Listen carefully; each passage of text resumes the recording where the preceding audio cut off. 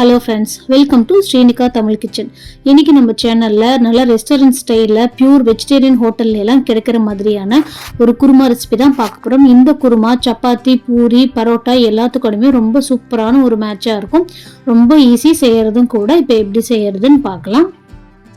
இப்போ குருமா பண்ணுறதுக்கு ஒரு குக்கரில் ஒரு 3 டேபிள் ஸ்பூன் அளவுக்கு எண்ணெய் சேர்த்துக்கோங்க. எண்ணெய் நல்லா சூடானதுக்கு அப்புறமா 1/4 டீஸ்பூன் அளவுக்கு சோம்பு சேர்த்துட்டு ஒரு பெரிய வெங்காயத்தை நல்லா மெலிசாக நீட்ட வாக்கில் கட் பண்ணி இதில் சேர்த்துக்கோங்க.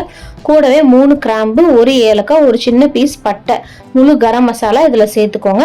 இப்போ இந்த வெங்காயம் ஓரளவுக்கு நல்லா வதங்கினதுக்கு அப்புறமா இதில் 1 டீஸ்பூன் அளவுக்கு இஞ்சி பூண்டு பேஸ்ட் சேர்த்துக்கோங்க.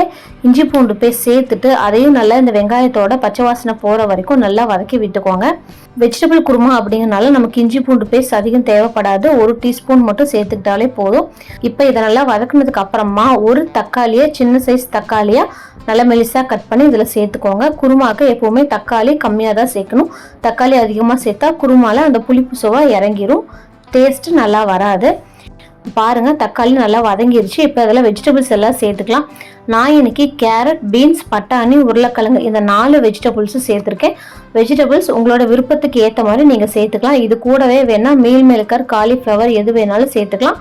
நான் இன்னைக்கு 4 வகையான வெஜிடபிள் மட்டும்தான் இதில் சேர்த்துருக்கேன். இப்போ எல்லா காய்கறிகளையும் சேர்த்துட்டு எல்லாமே நல்லா எண்ணெயிலே மிக்ஸ் ஆகிற அளவுக்கு நல்லா ஒரு டைம் பரட்டி விட்டுருங்க.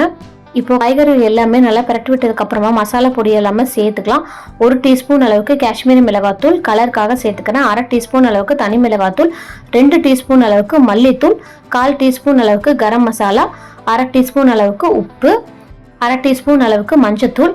கரம் மசாலா இல்லை அப்படின்னா நீங்கள் இந்த ஸ்டெப்பை அப்படியே ஸ்கிப் பண்ணிக்கலாம். இல்லை அப்படின்னா நீங்கள் ஹோட்டலில் வாங்கின கரம் மசாலா கூட 1/4 டீஸ்பூன் அளவுக்கு சேர்த்துக்கலாம். இப்போ அடுப்பை மீடியம் ஃப்ளேமில் வச்சுட்டு இந்த மசாலா எல்லாமே காய்கறிகளோட நல்லா மிக்ஸ் ஆகிற அளவுக்கு நல்லா மிக்ஸ் பண்ணி விடுங்க. இப்போ அடுத்துதான் இந்த குருமாக்கு ஒரு தேங்காய் பேஸ்ட் ரெடி பண்ணிக்கலாம். அதுக்கு ஒரு மிக்ஸி ஜாரில் 1 கப் அளவுக்கு திருவின தேங்காய் சேர்த்துக்கோங்க. தேங்காய் பேஸ்ட் கொஞ்சம் அதிகமாக தேவைப்படும் அப்படிங்கிறனால நம்ம 1 கப் அளவுக்கு சேர்த்துக்கிறோம். இப்போ இது கூடவே 1/4 டீஸ்பூன் அளவுக்கு சோம்பு, 1 டீஸ்பூன் அளவுக்கு கசகசா சேர்த்துட்டு குருமாக்கு நல்ல ரிச்னஸ்க்காகவும் நல்லா திக்கா வரதுக்காகவும் ஒரு 5 முந்திரியை அதில் சேர்த்துக்கோங்க. முந்திரி சேர்த்து பண்ணுறப்ப குருமா ரொம்பவே டேஸ்ட்டாக இருக்கும், ஹோட்டல் டேஸ்ட்டில். இப்போ இதில் கொஞ்சமாக தண்ணி சேர்த்துட்டு நல்லா ஸ்மூத்தான பேஸ்ட்டாக அரைச்சி எடுத்து வச்சுக்கோங்க. பாருங்கள், நல்லா ஸ்மூத்தான பேஸ்ட்டாக இருக்கணும், கொஞ்சம் கூட திப்பி திப்பியாக இருக்கக்கூடாது. இப்போ இந்த பேஸ்ட்டாக அப்படியே குருமாவில் சேர்த்துடலாம். தேங்காய் பேஸ்ட் சேர்த்துட்டு கூடவே 2 கப் அளவுக்கு தண்ணி சேர்த்துக்கோங்க. தண்ணி சேர்த்துட்டு இப்போ இது எல்லாத்தையும் நல்லா மிக்ஸ் பண்ணி விட்டுருங்க. பாருங்கள், குருமா கரெக்டான பக்குவத்தில் இருக்குது. இப்போ இது எல்லாமே நல்லா கொதிச்சு வரணும். நம்ம முந்திரி தேங்காய் சேர்த்துருக்கனால குருமா பர்ஃபெக்டான கன்சிஸ்டன்சியில் இருக்குது. நம்ம பொட்டுக்கடலை, வேர்க்கடலை எதுவுமே சேர்க்கல அப்படிங்கிறதுனால குருமா ரொம்ப திக்காகாது, ஓரளவு தான் திக்காகும். அதனால் அதிகமாக இதில் தண்ணி சேர்த்துற வேண்டாம்.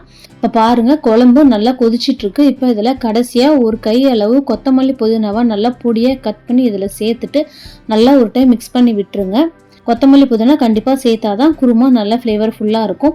இப்போ இதை மூடி போட்டுட்டு ஒரு 3 விசில் வரைக்கும் விட்டு இறக்கிக்கலாம். காய்கறிகள் அந்த 3 விசில்லையே நல்லா வெந்துடும்.